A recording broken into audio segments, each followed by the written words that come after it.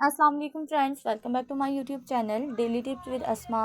आज के इस वीडियो में हम आपको बताएंगे सबीन नाम के बारे में अनोखी और दिलचस्प मालूमात। सबीन नाम का शुमार लड़कियों के नामों में होता है। सबीन एक इस्लामी नाम है। सबीन नाम की इब्तदाई तारीख लातीनी ज़ुबान से निकलती है। सबीन नाम की लड़कियों के लिए खुशकिस्मत नंबर 5 माना जाता है। माहिरीन के मुताबिक सबीन नाम की लड़कियां बहुत खुश मिजाज होती हैं। सबीन नाम का मतलब है एक कबीले का नाम। सबीन नाम की लड़कियों के लिए खुशकिस्मत दिनों में जुम्मा और हफ्ते का दिन शामिल है।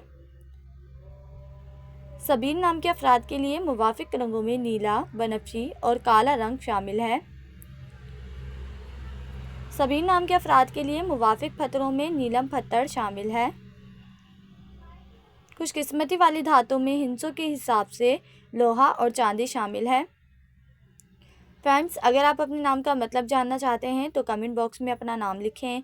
इंशाल्लाह हम आपके नाम की वीडियो ज़रूर बनाएंगे। Thanks for watching. अल्लाह हाफिज़।